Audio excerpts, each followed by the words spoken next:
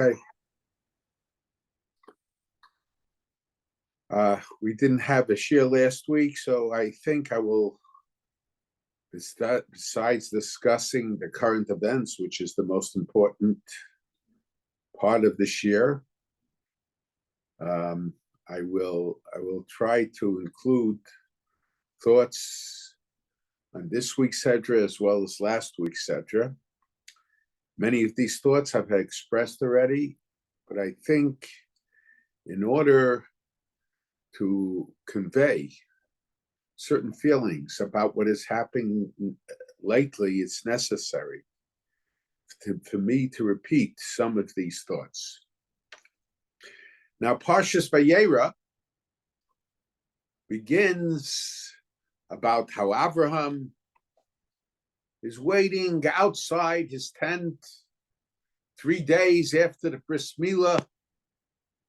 He is in dire pain, according to the Daskeni Balatosvis. I assume it's based on the Medrash. Avram couldn't start eating until he was able to share his food with somebody. So he was waiting to see if passerbys would come. And initially, HaKadosh Baruch Hu manipulated. Of course, we have to understand what this means. HaKadosh Baruch Hu did not want Avram troubled. So he made it very hot so people shouldn't pass by. That Avram should not have to do what he did every day in bringing people to eat and serving them. But then he saw, HaKadosh Baruch Hu saw Avram's desire and persistence in not eating until he was able to share his food with somebody, until he could help people traveling through the desert. So at that point, HaKadosh Baruch Hu sent 3 malachim who were dressed like Arab nomads. And Avram treats them with royalty. Hishanu tachas eitz. He brings them food. And when does this all happen?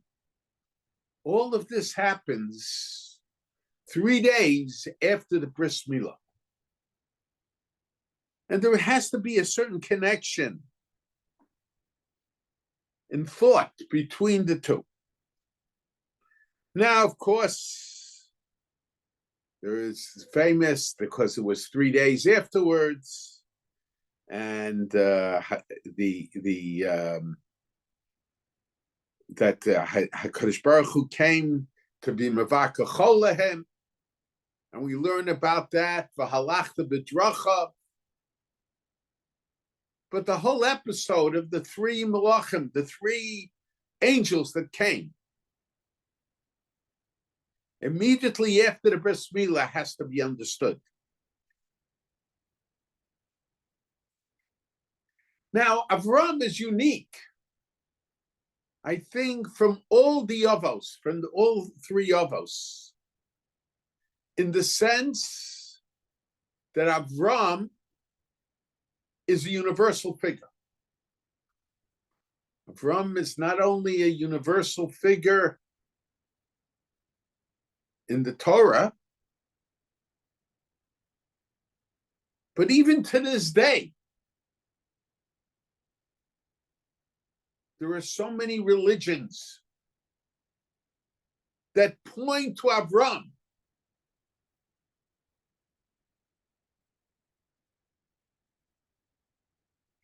as someone who could learn a lesson from. Avram, perhaps more than any other figure,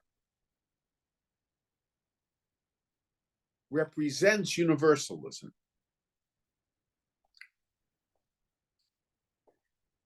And the question is, Why is it that immediately after the bris milah,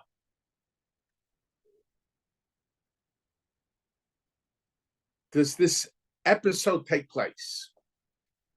Now, in the past, I gave an answer, and I was looking through this Shabbos, my father's book on the Sedris, and I see that I was mechave to what my father had said, or I heard it when I was younger and forgot that I heard it from my father.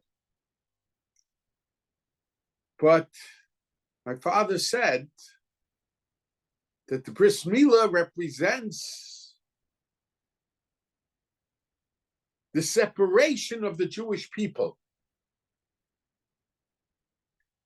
So even though Avram and the uniqueness of the Jew, the way my father phrased it, is in his special responsibilities.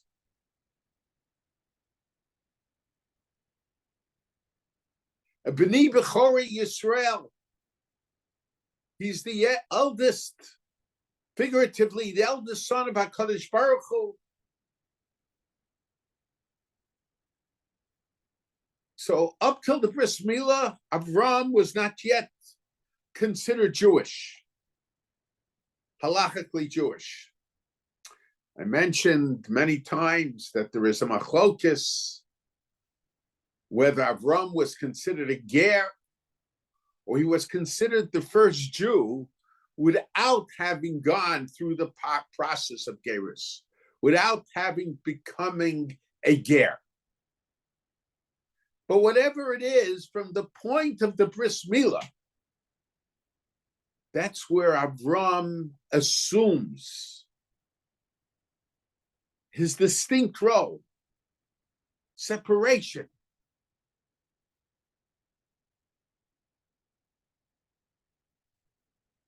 But nevertheless, even though he is no longer from the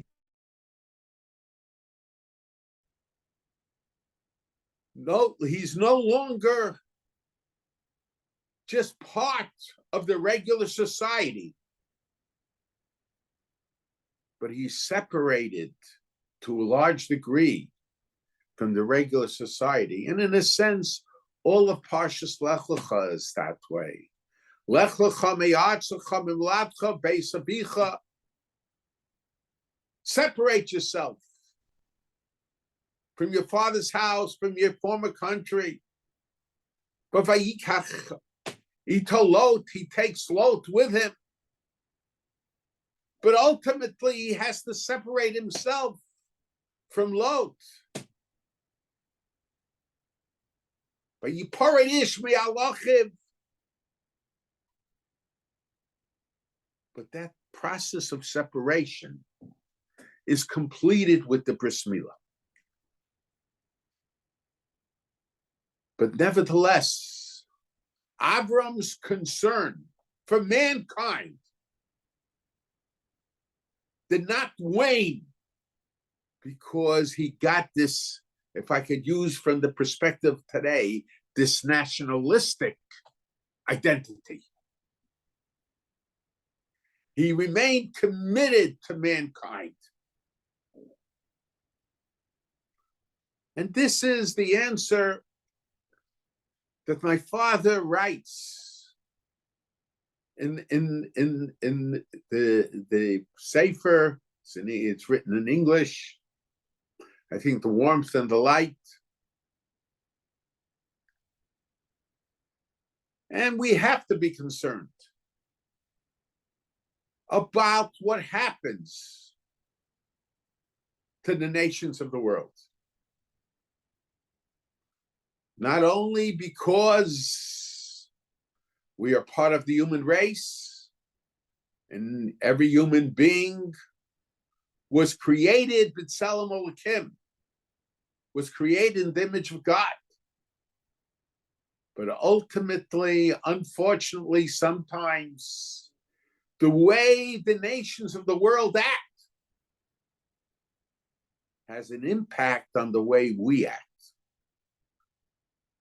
Minhag HaYehudim, Rabbi Yehuda Chassid said, as I mention all the time, Minhag HaYehudim afilu hatov shebahen.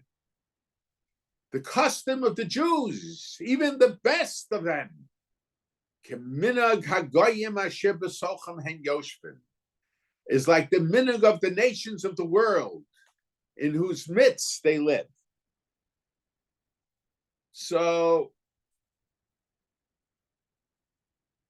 there is concern.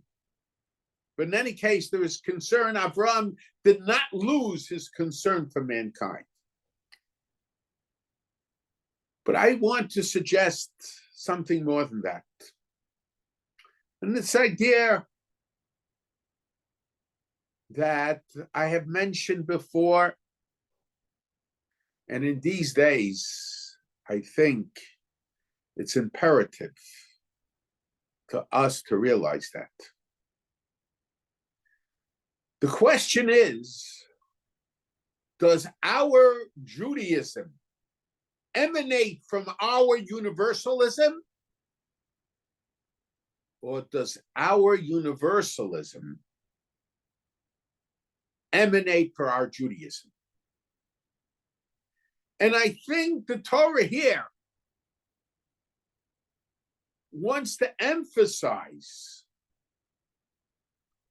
that first the Torah doesn't emphasize till Parshas Vayeira. Of course, Avram was about Chesed. Everybody knows that. Chazal tell us there are psukim that indicate it.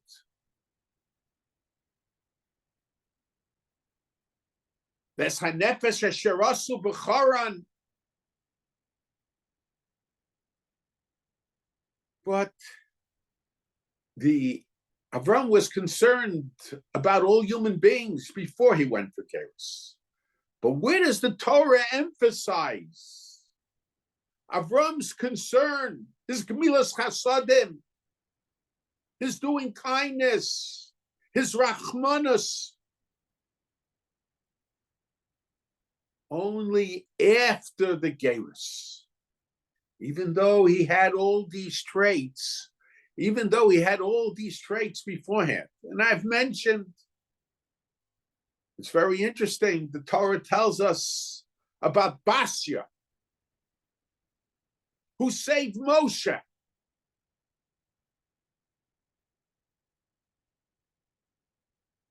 According to Chazal, she had gone down to do Geras. And it's obvious, mitos are not something that one acquires in the mikveh. Basya, the daughter of Paro, saves Moshe, and she realized, Miyaldei HaYehudim. But she saved Moshe when? After her conversion. The Torah, it's emphasized that after she went to the Yaor to undergo Geras. Why the emphasis? But I think we have to understand that our chesed, our rachmanus, have to emanate from our Judaism.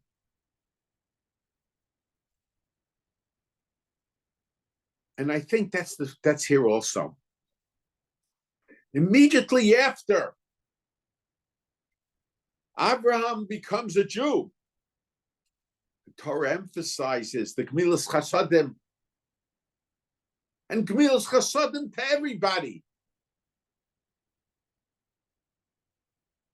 And the Torah emphasizes his rachmanus, his pleading on behalf of the people of Sdom.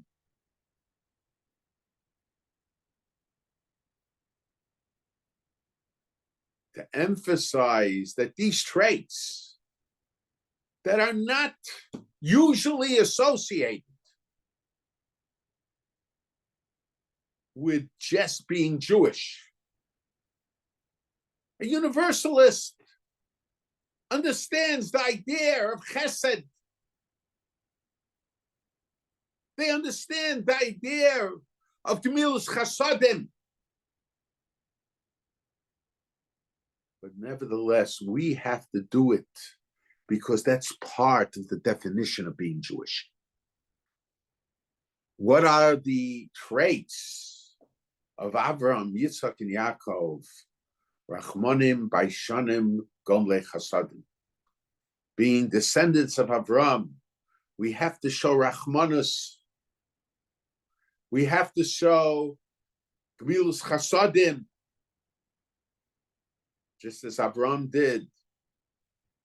And by Shanim, we learn from Sarah, B'hinei Ba'ohel, not trying to be the center of attention, wanting to show off. That's a character trait also.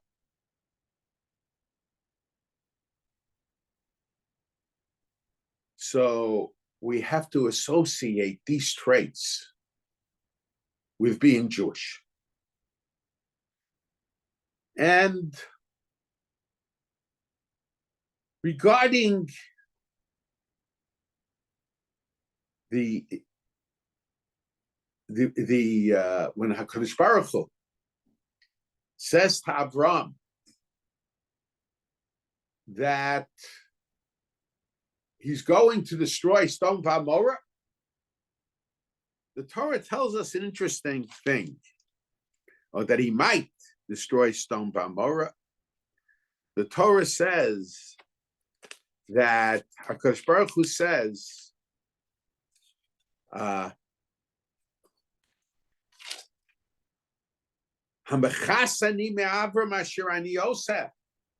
I hide from Avram what I'll do? But Avram Avram will be a great nation. All the nations of the world will be blessed through him. In other words, Avram as a Jew will have an impact on the nations of the world. Because I love him.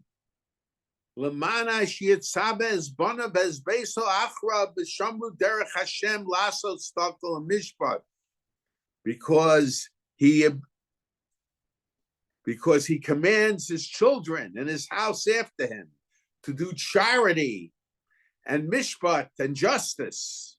Laman havi Hashem al Avram asher diber olav. So why did God feel that it was necessary to tell Avram about his plans of destroying Sodom? Because Avram is going to be the father of a great nation, and he commands his children after him. So that's why we have to understand it. Now, regarding the Akedah, the Ramban asked the famous question, I've mentioned it. Hashem Nisas Avram, God tested Abraham. What was the purpose of testing Abraham, of testing Avram? God certainly knew what the outcome would be. And the Ramban answers, Lahotzi mehakoach halapoah, to take it from the state of the potential into the state of the actual. Now the question is, what does that mean? And my father would always explain that sometimes HaKadosh Baruch Hu knew, but Avram did not know his own abilities. And sometimes when one doesn't know their own abilities, that limits what they do. So it was important for Avram to know that he is ready to put Yitzchak on the Akedah. Of course, it was not the goal of putting Yitzchak, of sacrificing Yitzchak.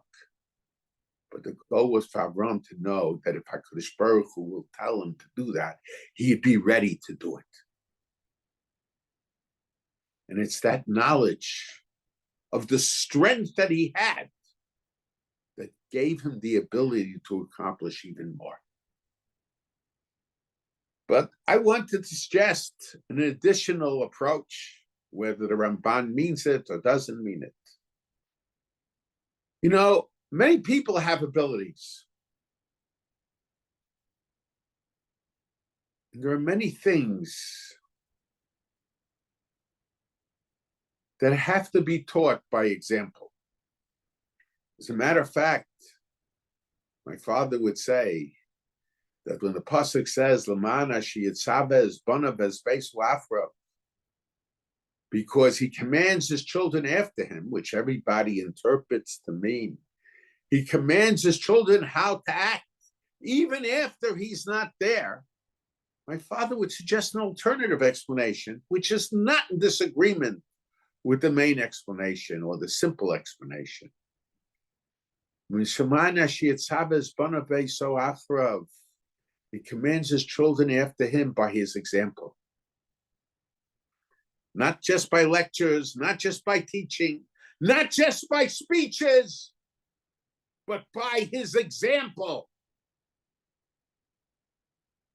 And that's what Avram would teach future generations by his example. And the HaKadosh Baruch Hu knew what Avram was capable of. But what Avram was capable of is not enough. What Avram would do is not enough. Because future generations could not learn about what a person could have done or would have done, but only what they did do. And that's the idea here also by the Akedah. It was for future generations to understand the idea of we have an obligation not only of being dedicated to HaKadosh Baruch Hu, but of dedicating future generations to HaKadosh Baruch Hu. Of, in a sense, tying our children to the Mizbeach, making them a carbon. Carbon comes from the word of closeness, bringing them close to God. Not that we chas v'shalom should kill them, but they have to be carbon mechayim. Lo amarti lecha shachteu, God said, I didn't tell you to slaughter him. Ela ha'aleyu, raise him spiritually, raise him on the Mizbeach. He should become a living carbon. A living sacrifice. What does it mean, a living sacrifice? Devoting himself to HaKadosh Baruch Hu, living a life of devotion to God. So, and HaKadosh, the Avram Avinu, this is Hashem Nisos Avram. And in a sense, this was also the reason, because we have to see how Avram, the Rachmanis that Avram had, who not just for relatives, but his abhorrence of death, of people dying through catastrophe.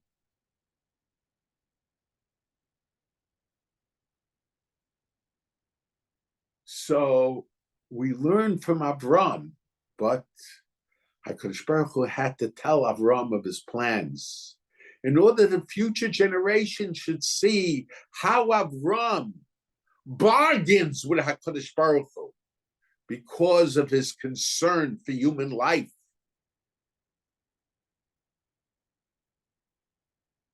And I think it's very interesting.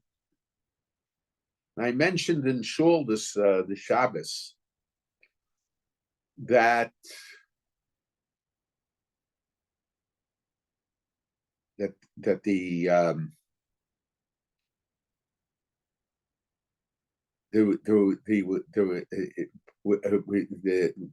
immediately after Avram comes to Eretz Yisrael, Vayeira Baretz, there is a famine in Eretz Yisrael.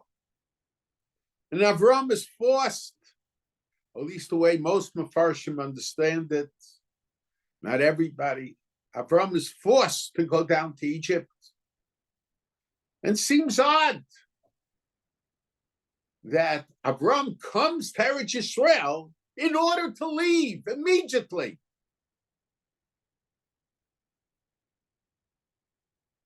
And this is one of the Asar Nisyonos. This is one of the 10 tests that Avram was given by HaKadosh Baruch Hu, both according to the Rambam and according to Rashi. So we have to understand, what was the purpose? Now we know, we saw, the purpose of the Nisyonos is for future generations to learn. They can't learn on the basis of Avram's ability, but only on the basis of what Avram did. When the Torah is not a biography of the Avos, but the Torah keeps certain actions of the Avos alive in order that we should learn from their example. And this is what the Torah tells us about Avram, that Avram, that we learn from here that you have to have a relationship with Eretz Yisrael, even if you're in Chutz La'aretz, even if you're forced to be in exile. It's almost as if Avram had to be in Eretz Yisrael before he went down to Egypt. He had to establish a relationship with Eretz Yisrael.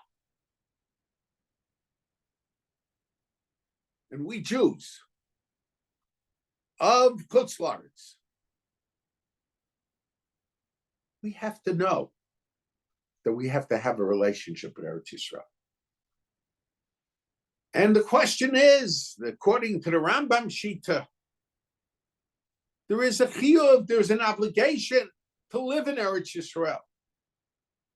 Ramban Shita, according to the Ramban Shita, there's an obligation to live in Eretz Yisrael.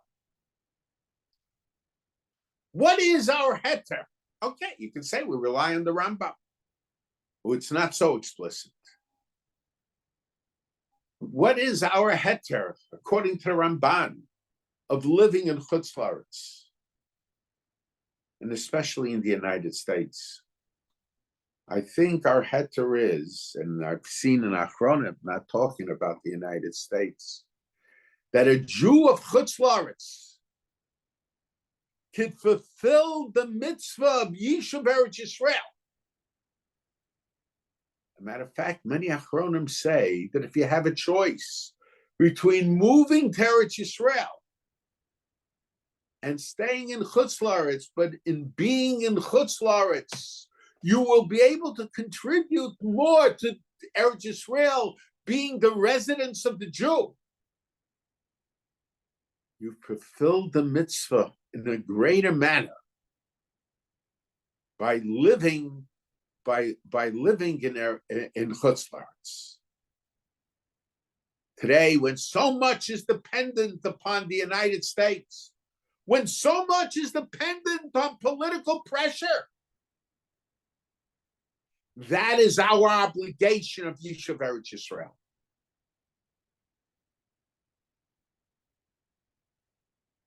And similarly, in other words, we're required to use political pressure.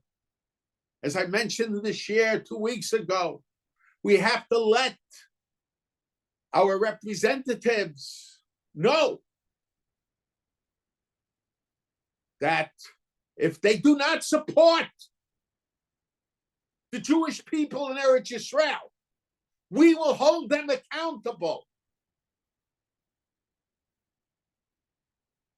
And similarly, one of the Asar Nisyonos, again, according to both the Rambam and Rashi, is the war that took place between the Malachim, between the kings in Parshas Lech Lecha, when Avram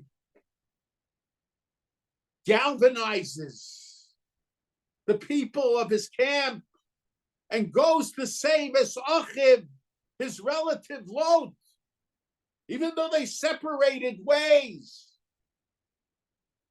But nevertheless, it was still Achiv. He saw him as a relative. We have an obligation to do what we can to save our brothers and sisters in Eretz Yisrael. It was an Isayan for Abraham, not because there's a doubt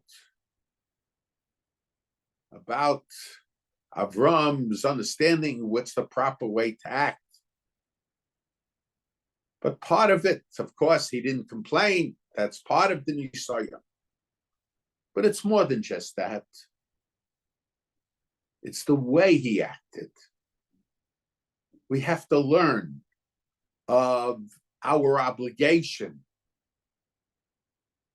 to our relatives. And certainly up to the time of the Bris Milah, Lot was still a relative of Avram. And the Jews of Eretz Yisrael are our relatives. And we have to learn from the example of Avram of our obligations. But that doesn't mean that we Americans, who have no training in warfare, have to immediately take a plane and join the army, which I'm sure Israel will reject our service,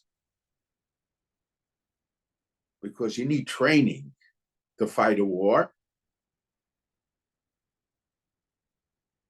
But we have to, again, use political pressure.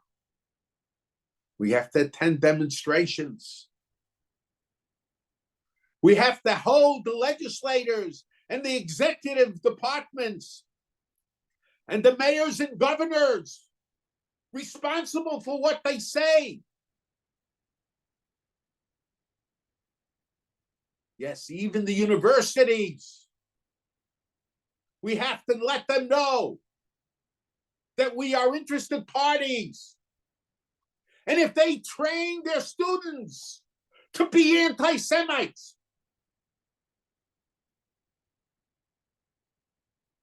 which is what is going on in the universities today, we have an obligation where we have that ability to let them know we will hold them accountable. If we support these universities, it's our obligation to let them know that because they justify murder, because they justify rape, because they justify anti-Semitism, we will cease to be their supporters.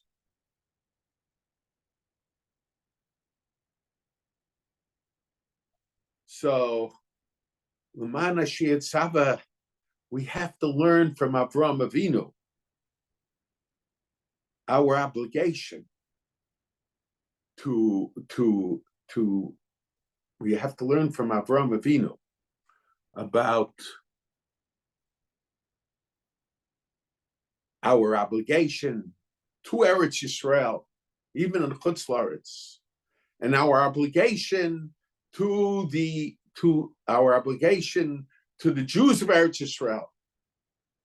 And there is a mitzvah besides the mitzvah of Kibush Aretz, which the Ramban mentions. The Rambam doesn't mention it. Okay, another time we'll discuss why the Rambam doesn't mention it. But there is a mitzvah of Milchemes Yisrael Miyad Sor Shabal Lehem. the war of the Jews or an enemy who attacks them. And if there was ever a situation where the enemy attacked, this was it. More so than any other war.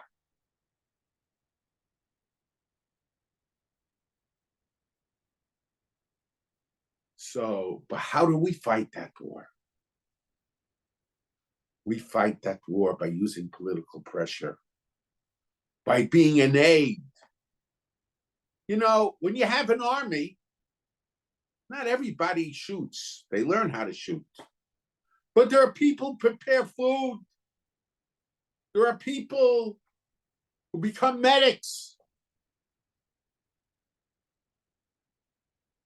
There are people who repair equipment. But they're all in the army.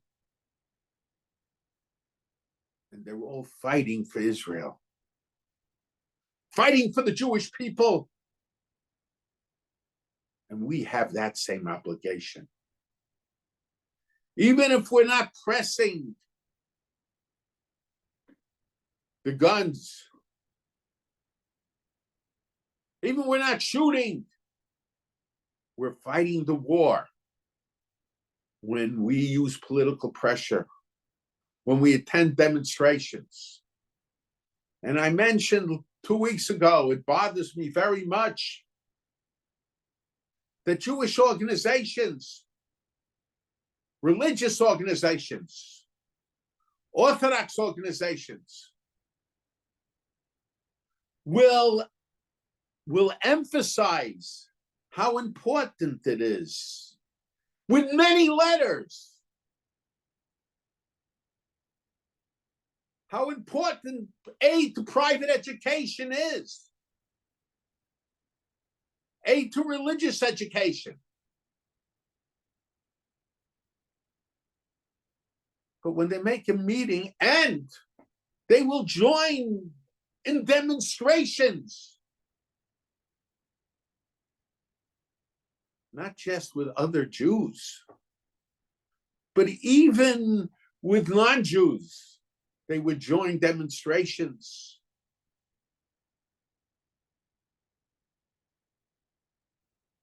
To demonstrate to the legislators that they're going to be held accountable. But when it comes to the Jewish people in Eretz Yisrael, they'll organize meetings of Tehillim. Now, we should say Tehillim. We have to say Tehillim. And every tefillah we should say Tehillim. And we should daven on their behalf. Sincerely. But I wonder, why is it that they don't say Tehillim in order to get aid to private education? There they demonstrate. I can tell you I've gotten more messages and more letters about aid to private, the importance of aid to private education in the last couple weeks from Jewish organizations than I received about the importance of attending demonstrations on behalf of the Jewish people in Eretz Yisrael.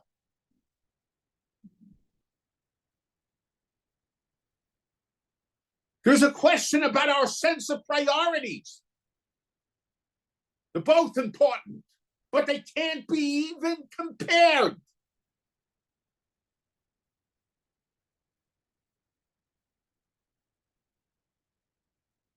So we have to galvanize ourselves. And we have to become soldiers in the Israeli army, not with guns, but by using political pressure. Now, it's very interesting. And when we take a look at the nations of the world, we see all these demonstrations taking place on the college campuses all over. The question is, you have to ask a question. Aren't they aware? Okay, you think that the people of Gaza, I already pointed out, they try to artificially create two groups, Hamas and the people of Gaza. When the people of Gaza made demonstrations and voted for Hamas, when they cheered when the body of a woman that they took from Israel, half naked, was dragged through Gaza, when they pressed the horns of their car in celebration of the killing of Jewish people.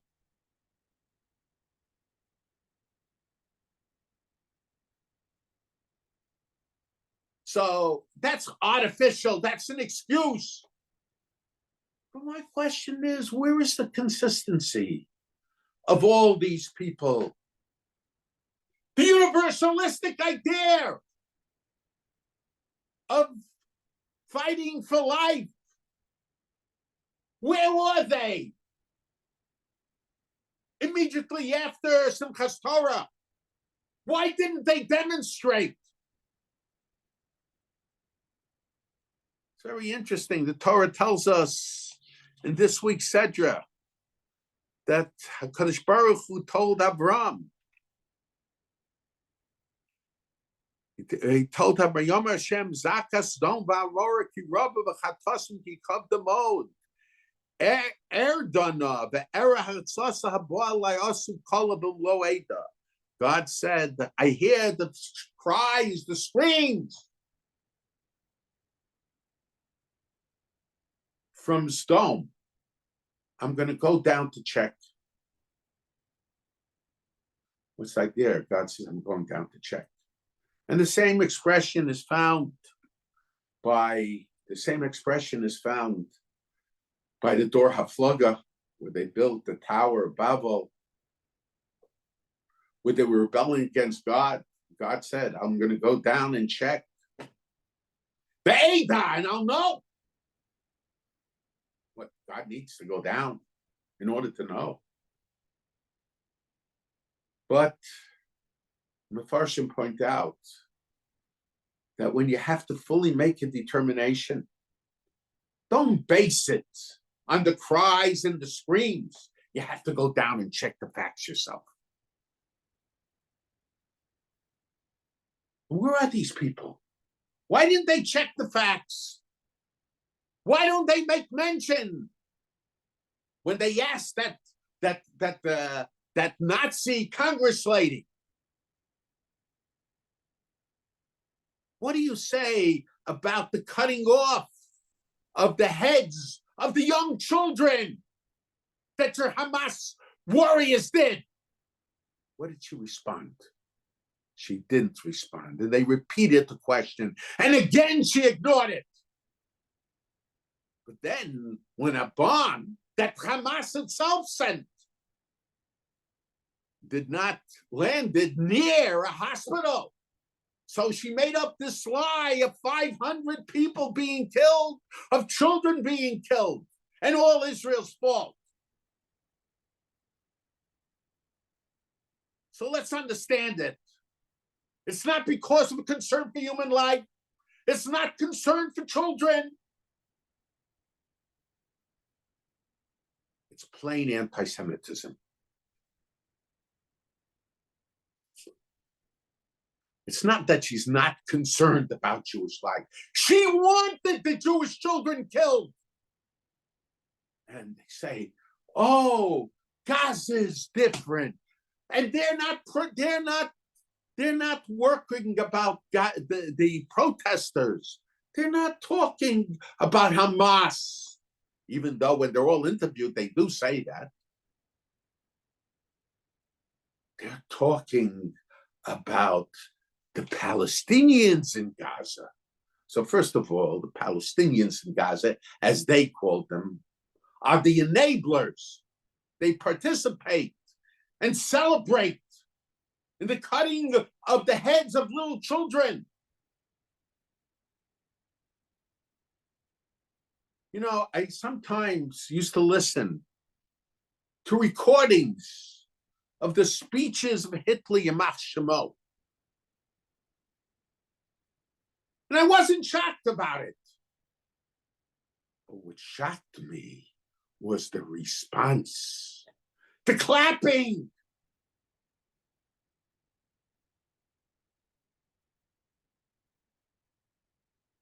The people, Hamas is Hitler. The people in Gaza, at best, are the people clapping for the Hitlers of today.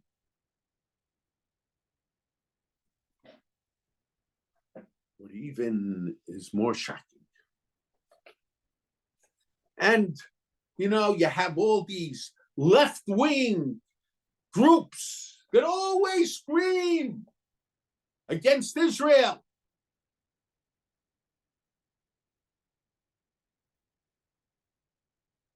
And some foolish Jews who associate themselves with it, even among the gay groups, when they're pushed aside because they're Jewish, because they're Zionistic,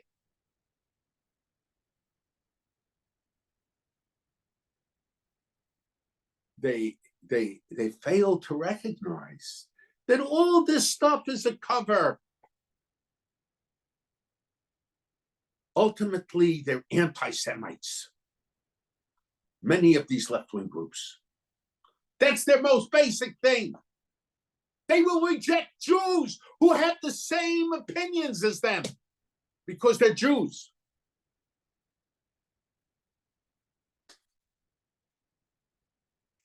It's very interesting that the feminist group, if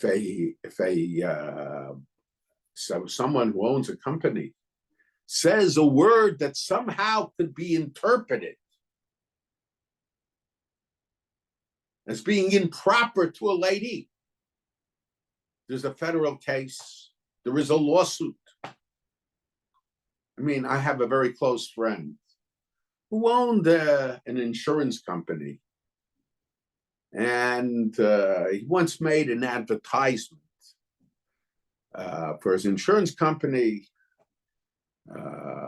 Basically, I don't want to say the name of the company, but involved the company with the symbol of the company was a bird of some sort, and the bird, whatever, missed the bird, and he laid an egg, and in the egg was the prices of the insurance company. So the feminist groups protested. How could a male bird lay an egg? It was really way ahead of his time. You know, today, if they would say the reverse. But this was a number of years ago when people were still somewhat sane. And they believed women give birth and men don't. So the feminist group gets so concerned, even when they have a fictitious bird who is called Mr. Bird, that actually was not the name, I don't want to say the name, Mr. Bird, because because a male laid an egg. And they sent letters of protest about it. And here in front of the whole world, these Hamas people went in and raped women, raped young girls, raped children, and then killed them and cut off their heads. Where was the concern of all these liberals? But the answer is more important to them was the anti-Semitism than the rights of the women.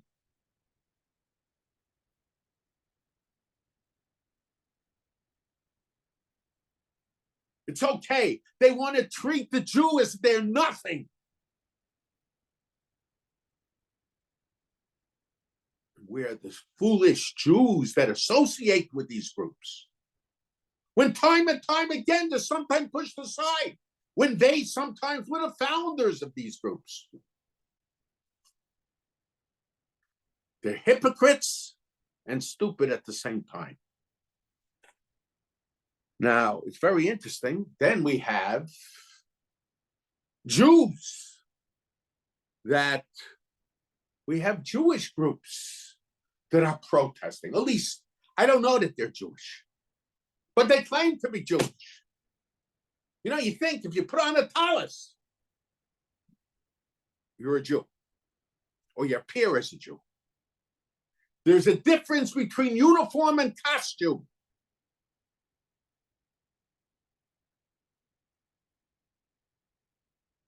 Where are all these people when it comes to be protesting on behalf of Israel?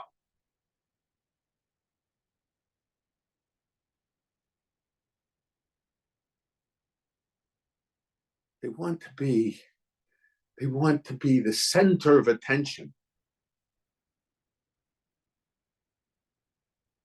One of the midos of the Jewish people is tznius, modesty.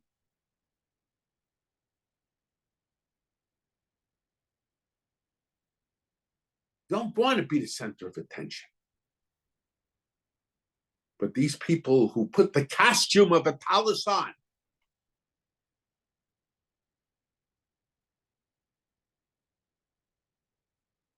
they have no concept of modesty. Where tallis, where does it come? Parshas Noach, where Shem got the mitzvah of tzitzis. Why? Because he covered up Noach with his with cloth. Because of this, the Medrash says he was zoche, he merited to get the mitzvah of tzitzis, of a tallis.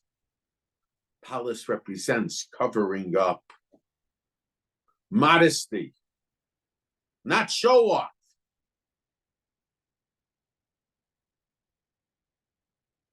And the truth of the matter is, the Zohar tells us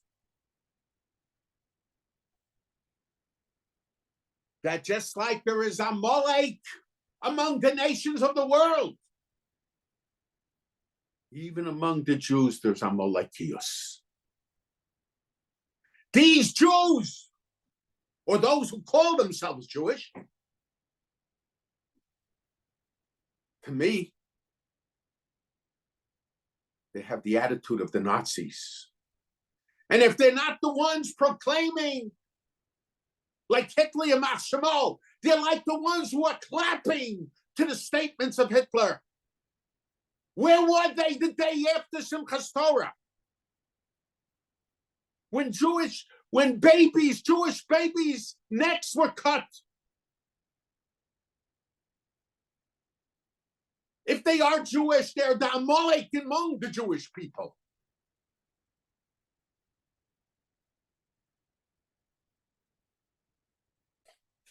You don't become a Jew just because you dress like a Jew. You have to feel like a Jew. And what's the problem with all this? Where does all this originate? Their Judaism, if they are Jewish, emanates from the universalism. And unless they because their Judaism emanates from their universalism. So what the other people say plays a role in how they try to mold Judaism. They are the capos, in my mind, of our generation. How can you support those that cheer the dragging of a body of an Israeli woman through the streets of Gaza? And there was one idiot lady who demonstratively, it's not that she knew what shofar is all about, was carrying a shofar, making believe she was blowing it. There's a minhag by shofar, even though all you need is 60 kolos, 60 sounds, we blow 100 sounds of the shofar. Why 100 sounds? The Medrash, the Yerushalmi says, because Aim Sisra, the mother of Sisra, cried out when she thought her son is not returning, when she realized he might have been killed because he was destroying the Jewish people in his attempts to destroy the Jewish people. So she cried out 100 times that we blow a shofar corresponding with the mother of Sisra. Very strange. But the answer is, Jewish people are constantly being killed. But very rarely will they show in the newspapers, in the press, the crying of the mother of the Jewish people. No one is interested in the mothers of the Jewish people who are killed. But whenever an Arab is killed, if Israel retaliates, and they don't retaliate because of vengeance, they're retaliating to let them know there's a price to pay when you kill Jews.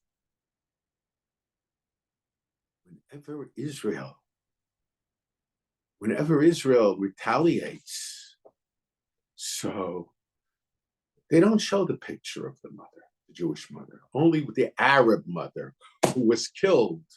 They show the Arab mother, the mother of the Arab who was killed in the retaliation for they're trying to kill Jewish people. But the Jewish mother, who was the mother of the Jew that was killed, they don't show her crying. There's no focus on the mother. They'll sometimes show the Aron. They'll sometimes show a picture of the. They'll sometimes show a picture of the funeral. There isn't a focus. I think the idea of shofar represents crying sounds. HaKadosh Baruch Hu says, the world doesn't listen. The world only listens to the crying of Sisra. The world is only concerned about those who murdered Jewish people, who cut the heads of Jewish people, of Jewish babies off, those who raped young Jewish girls and then killed them. That's who the world is concerned about. Of mother and child who were burned together. And they didn't even know it was two separate bodies till equipment was used, medical equipment was used to find out it was a mother and a child, a mother hugging a child as they were being burnt alive.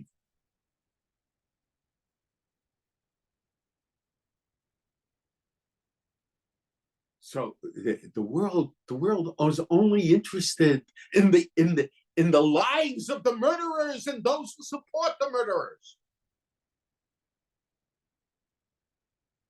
And these people support the murderers, and they can't say, well, we're concerned about human life. Where were you the day after Simchas Torah? The 100 kolos is God says the world listens to the mother of Sisra, but I will listen to the mothers of the Jewish people who no one else wants to listen to. And that's what we have to know. We have to halachta b'drachav. We have to follow the path of HaKadosh Baruch Hu. And the path of HaKadosh Baruch Hu is to listen to the cries of the Jewish mothers who the world ignores. And we have to join HaKadosh Baruch Hu in being the Shomer Yisrael, in protecting the Jewish people. And we in exile fulfill that by applying political pressure. Let's hope that very soon the Jewish people will get rid of these enemies, that the Hamas, who are real Nazis, the contemporary Nazis, will will no longer be in a position to kill Jewish people.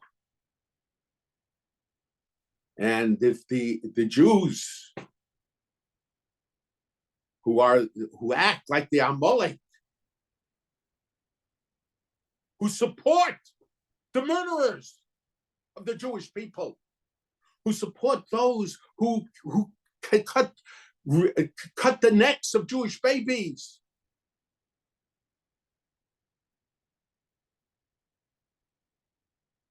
that they should perhaps understand what hypocrites they are. They'll come to understand what hypocrites they are, because ultimately, right now, it's good for their publicity, but believe me, just like in all these other left-wing organizations, after a while, the Jews are pushed aside. These people will be pushed aside. The capos were also killed by the Nazis. Our contemporary capos, those who I consider capos, they too, if they don't realize that they are supporters of people who are inhumane, people who are using Nazi tactics, they will also become the victims of the contemporary Nazis. HaKadosh Baruch Hu should help us, that we should be b'shalom, that there should be peace, and that Jewish people should no longer have to worry about the chant of all the Palestinians from the river to the sea. They don't want any Jews alive. They want Israel eradicated completely. They want to push us from out between the red to believe, when they're all chanting from the river to the sea, we see what their true colors are. It's not just Hamas, it's all of them. Okay. Okay, someone asked that someone takes public transportation and he wears his kippah, and people suggest that he should wear a cap right now because of anti-Semitism as he goes. I would agree with them. Okay. How, if Abraham was able to influence the whole world, could Yishmael have gotten such a different, not a different lesson, or how could he not become a Rahman? How about Esav?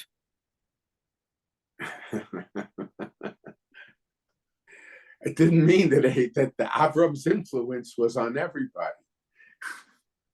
People could also reject the things that they learn, that they are taught. I remember when I was in high school, my Rabbi in high school mentioned Rabbi Herman. Shmuel David Herman was his name. He was a grandson of All for the Boss.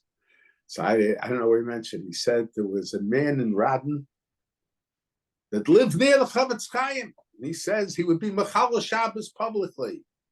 And there was a man in America that received a letter from the Chavetz Chaim once a year, and because of that letter, he remained a Shomer Shabbos.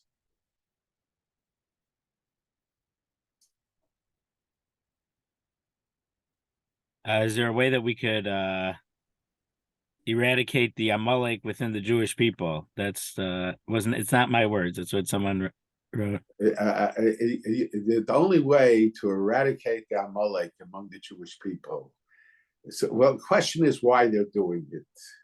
If it's because they want to prove to themselves that the Judaism emanates from universalism, so we have to re-emphasize to ourselves. In other words, they want to have an influence on us. Ultimately, if they see that they don't have an influence, they might give up their thing.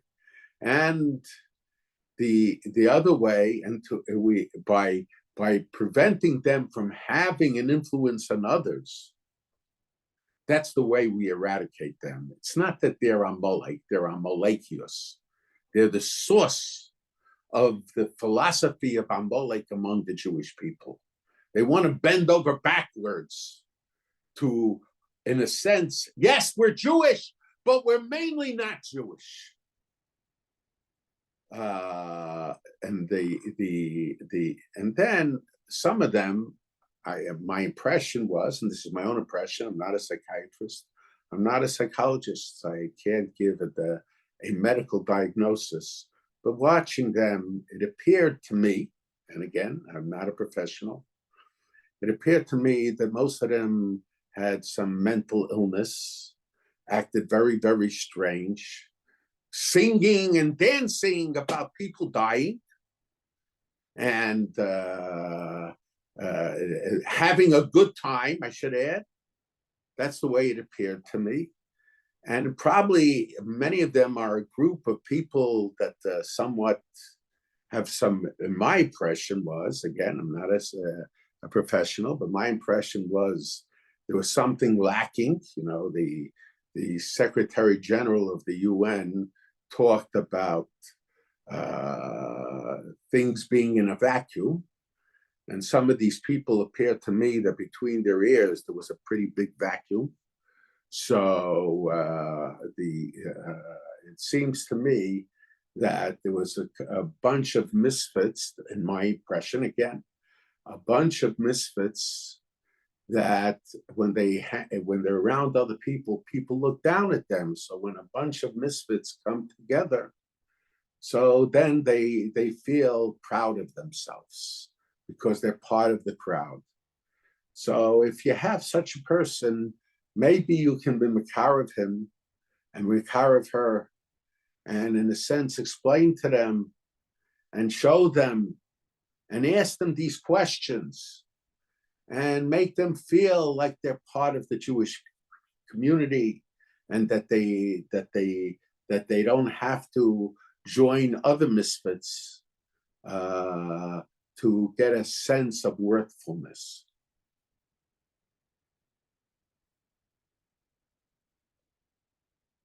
Okay, thank you. There's no other questions.